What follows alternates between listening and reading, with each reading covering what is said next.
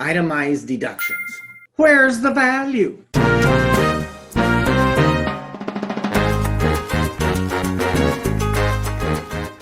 Hi, my name is Niki Young and I'm an enrolled agent with Latino Tax Pro.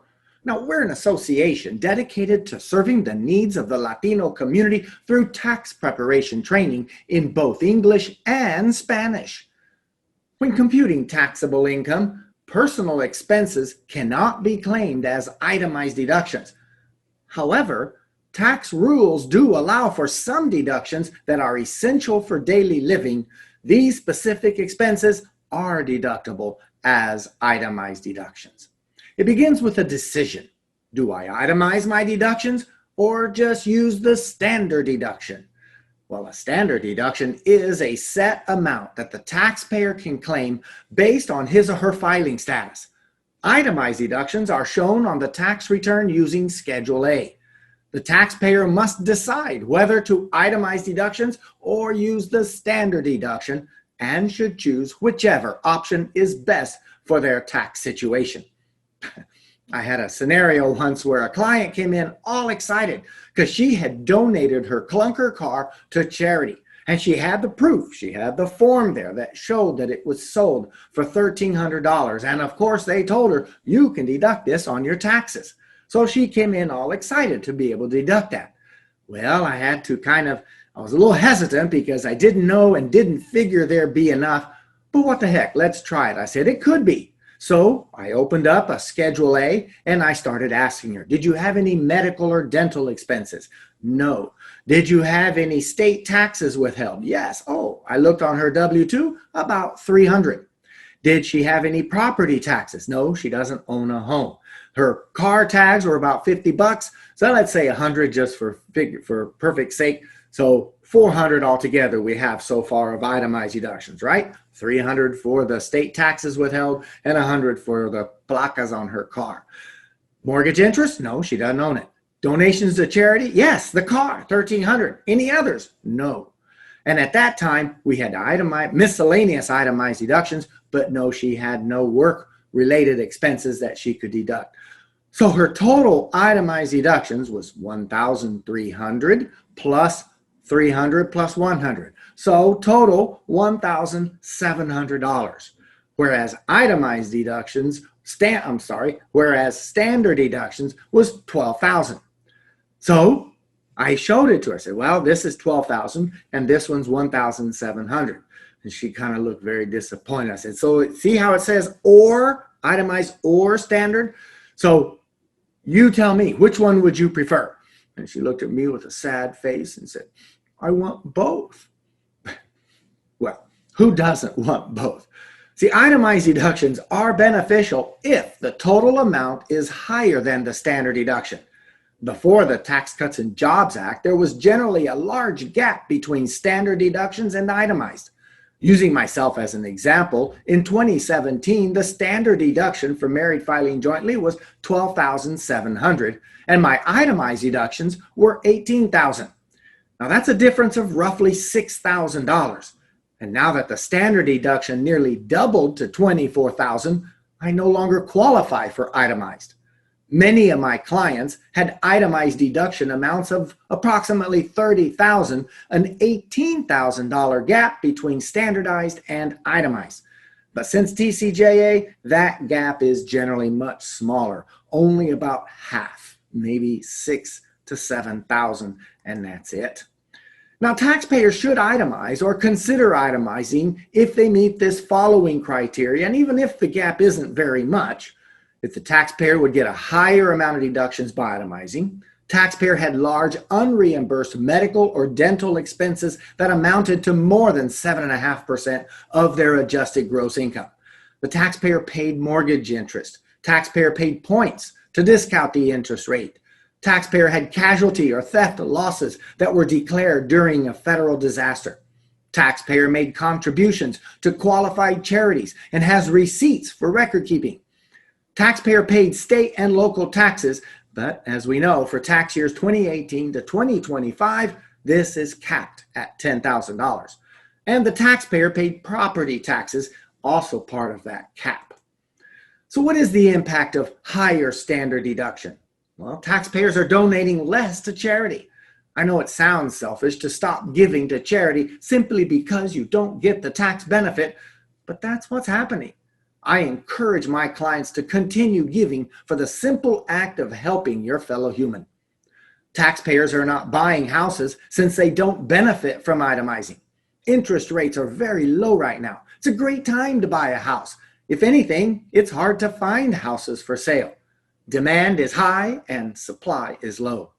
I encourage my clients to keep searching for a house to buy. In the long run, it's cheaper to buy than to rent over the next 20 to 30 years, whether you get a tax break or not.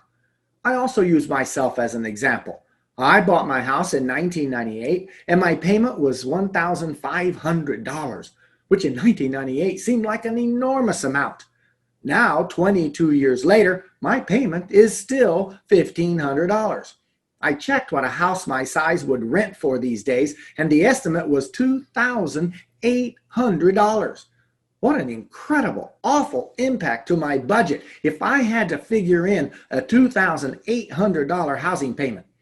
I deal with many clients who are living on Social Security only and have to pay $2,000 a month for rent because they never saved anything for retirement while they were working and didn't buy a house.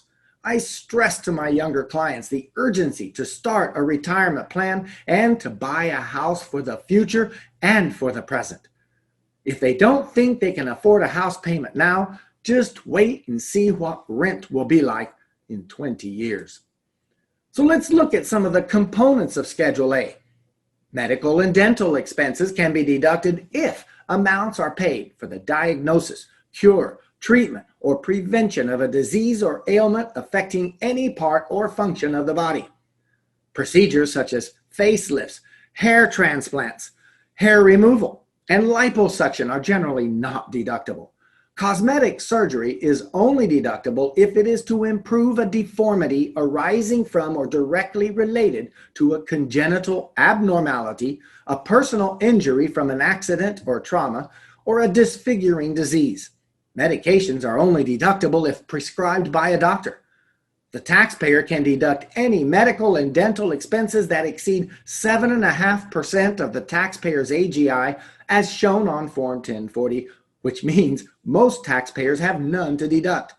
My own health insurance has a maximum out-of-pocket expense of $7,200, which is about 7.5% of my AGI, which means unless both me and my wife are deathly ill, we will never have enough deductions to itemize medical expenses, which really is fine with us.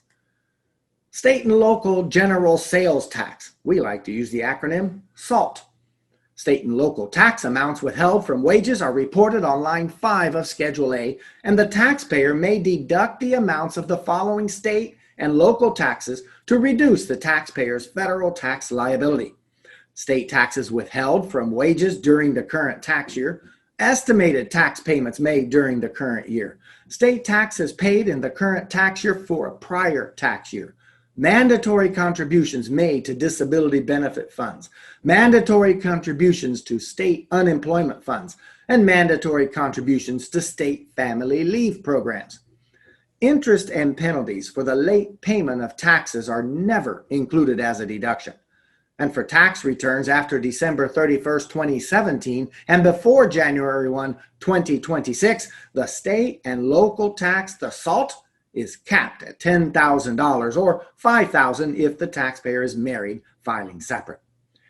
Mortgage insurance premiums. On December 16, 2019, a bipartisan agreement was reached on tax extenders as part of the Taxpayer Certainty and Disaster Tax Relief Act of 2019, included in the Further Consolidated Appropriations Act of 2020. Where do they get these names? It was quickly passed by Congress and signed by the President on December 20th, 2019. In most cases, the IRC code is amended by striking December 31, 2017 and inserting December 31, 2020. Several extenders are amended by striking January 1, 2018 and inserting January 1, 2021. Mortgage insurance premiums paid by a taxpayer in connection with acquisition indebtedness on a qualified residence are treated as qualified residence interest and are deductible. Box 4 of Form 1098 will show the amount the taxpayer paid for insurance premiums paid in 2019. Now, this was available for 2018, but now it's available. It wasn't in 2018. So you might have an opportunity to do an amendment if it's worth it to the client, and be sure to show them that for 2018. Qualified mortgage insurance is mortgage insurance provided by the Department of Veterans Affairs, the Federal Housing Administration, or the Rural Housing Service. These fees are known as funding fees or a guarantee fee. Taxpayer cannot deduct mortgage insurance premiums if the amount on Form 1040, Line 8B, or adjusted gross income, is more than $109,000 or $54,500 if married, filing separately. Mortgage insurance premium worksheet should be used to figure the deduction. The worksheet can be found in instructions for Form 1040, Schedule A. Donations to charity. Contributions made to qualified domestic organizations by individuals and corporations are deductible as charitable contributions. Contributions of money or property, such as clothing to qualified organizations, may be deducted. Dues, fees, or bills to clubs, lodges, fraternal orders, civic leagues, political groups, for-profit organizations, or similar groups are not deductible. Gifts of money or property given to an individual are also not deductible, even if it was given for altruistic reasons. Raffle tickets or church bingo games would not be a deductible expense, although they may count as gambling expenses. If the taxpayer received a benefit, for example, a gift of $60 from the donation amount must be reduced by the value of the benefit.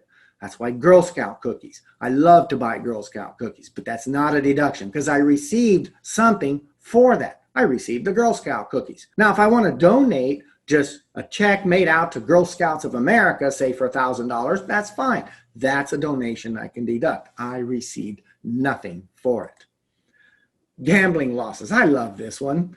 You could deduct gambling losses up to the amount of gambling winnings.